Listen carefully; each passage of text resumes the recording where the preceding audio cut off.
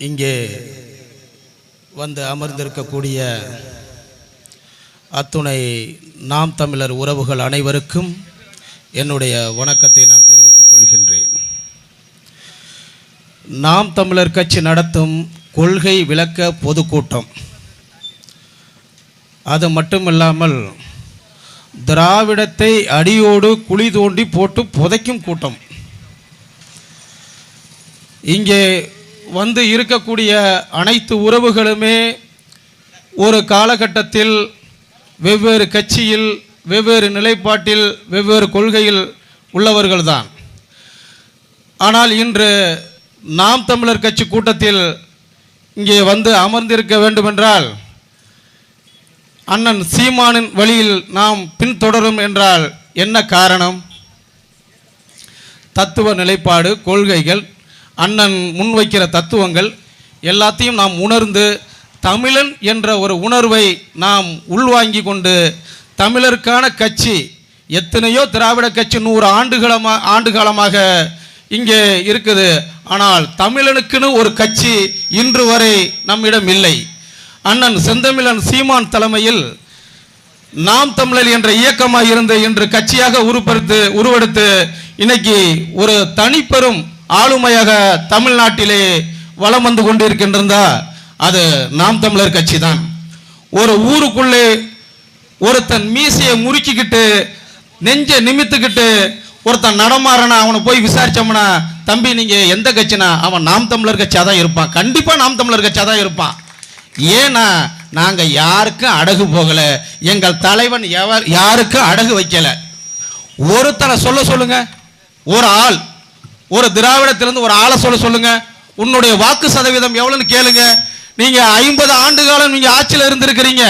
உங்க தொண்டர்கள்ட்ட நாங்க கேட்கிறோம், உங்களுடைய தமிழ்நாட்டில் வாக்கு சதவீதம் என்ன? உங்களுடைய வாக்கு சதவீதம் என்னன்னு சரியாக சொல்ல முடியுமா? ஏன் அந்த கட்சியோட தலைவர் சொல்ல முடியுமா? ஐயா ஸ்டாலின் சொல்ல முடியுமா? இல்ல வேற கட்சியில் பயணிக்கிற தலைவரை சொல்ல முடியுமா? ஆனா எங்களால் சொல்ல முடியும், நெஞ்ச நிமித்து சொல்ல முடியும். நாங்க நாம் தமிழர் கட்சியாருங்க, எங்கள்கிட்ட இத்தனை சதவீத வாக்கு இருக்கு, 8.5% வாக்கு இருக்கு, 8.2% வாக்குன்னு தைரியமாக எங்களை சொல்ல முடியும். அதுதான் நாம் தமிழர் பிள்ளைகள்.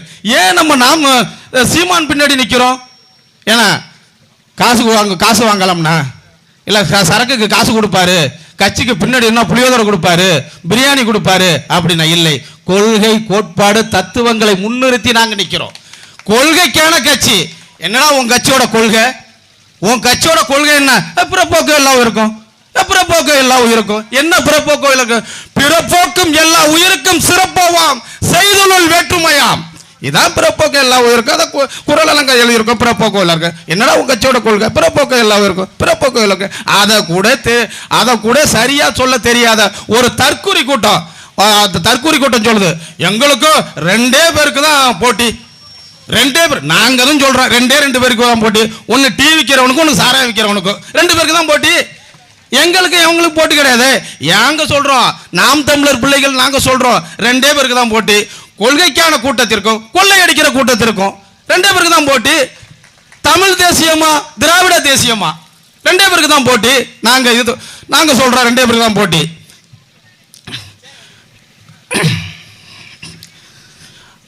எங்கள் அண்ணன் செந்தமிழன் சீமான், நானும் ஒரு 15 ஆண்டு காலம் வேறு கட்சியில், இங்கே இருக்கிற அனைத்து உறவுகளும் வெவ்வேறு கட்சியில் பயணித்து தான் நமக்கான ஒரு கட்சின்னு வெளியிடுது. நானும் ஒரு கட்சியில் ஒரு 15 ஆண்டு காலம் பணியாற்றினேன். ஆனால் அந்த தலைவன் சொன்னது, அடங்க மறு அத்து மீற திமிர எழு திருப்பி அடி.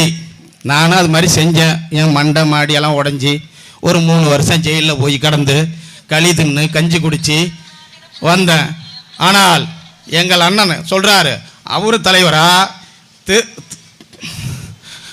எங்கள் அண்ணன் செந்தமிழன் சீமான் சொல்றார், ஒரு தலைவன் சொல்றார் அடங்க மறு, எங்க அண்ணன் சொல்றாரு அடக்கமா இரு, அத்து மீறு அந்த தலைவன் சொல்றாரு கெத்தாய் நாம் தமிழர் கட்சி என்று கெத்தாய் இரு, திமிரு எழு, திராவிடத்தை அடியோடு ஒளி,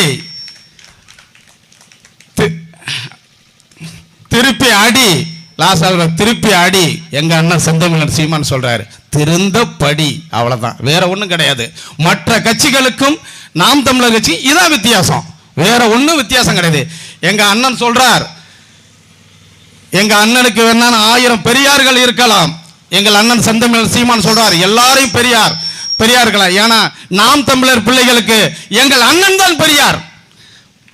எங்க அண்ணன் சொல்ற எல்லாரும் அவர் பெரியார், இவர் பெரியார், ஜெயராமன் பெரியார் எல்லாரும் சொல்றாங்க, அதெல்லாம் நாங்க ஒத்துக்கிறோம். ஆனா நாம் தமிழர் பிள்ளைகளுக்கு எங்கள் அண்ணன் செந்தமிழன் சீமான் தான் பெரியார்னு நாங்க சொல்றோம்.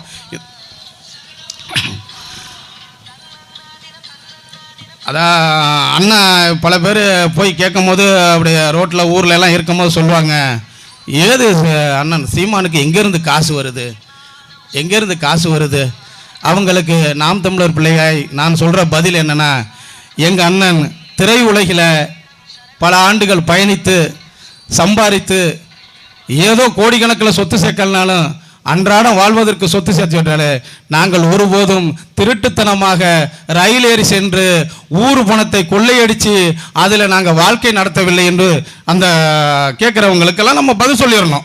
ஏன்னா திருட்டுத்தனமாக ரயில் ஏறி போனவங்களுக்கு ஆசியாவிலேயே நம்பர் 1 பணக்காரன் என்ற பதவி எப்படி வந்துச்சு? எங்கிருந்து உங்களுக்கு காசு வந்துச்சு? திராவிடத்திற்கு எங்க காசு வந்துச்சு? ஃபர்ஸ்ட் நம்ம அதை புரிஞ்சுக்கணும், சரிங்களா? ஏன் கூட்டணி வைக்க மாட்டேங்கிறாரு சீமான்? என்ன காரணம் கூட்டணி வைக்க மாட்டேங்கிறார் சீமான்? என்னத்துக்கு நாங்க கூட்டணி வைக்கணும்? ஏன்னா ஒரு கட்சியில சேர்ந்து கூட்டணிங்கிற பேர்ல கொண்டு அடகு வச்சிடறான் நம்மள. இன்னைக்கு நாம் தமிழர் பிள்ளைகள் ஒரு அடகு இல்லை என்று நாங்க எந்த கட்சிக்கும் அடகு இல்லை. ஒரு கட்சியில சேர்ந்துக்கிட்டு அவன் நம்மள கூட்டத்தை திரட்டி கொண்டு ஸ்டாலின் காலிலையோ இல்ல ஐயா எடப்பாடி காலிலையோ கொண்டு உழ வச்சு அவனை சம்பாரிச்சுட்டு போயிடுறாங்க. ஆனா நாம் தமிழர் பிள்ளைகள் ஒருபோதும் சொத்தை இல்லை, எல்லாமே தலைவர் பிரபாகரன் பிள்ளை வழி நடந்தது.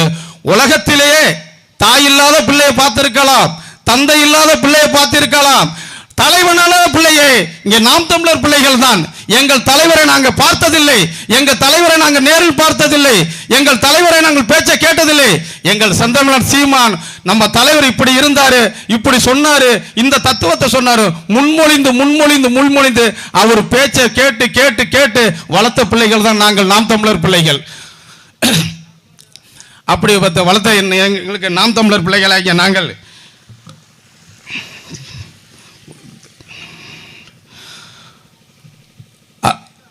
நம்மளுடைய பிள்ளைகளுக்கு இந்த வருகின்ற தேர்தலில் வினோதினி வேட்பாளர் வினோதினி அவர்களுக்கு வருகின்ற தேர்தலில் எந்த ஒரு இடர்பாடும் இல்லாமல் அவருக்கு ஒத்துழைப்பு கொடுத்து வாக்கு சேகரித்து அவர்களை வெற்றி பெற செய்ய வேண்டும் என்று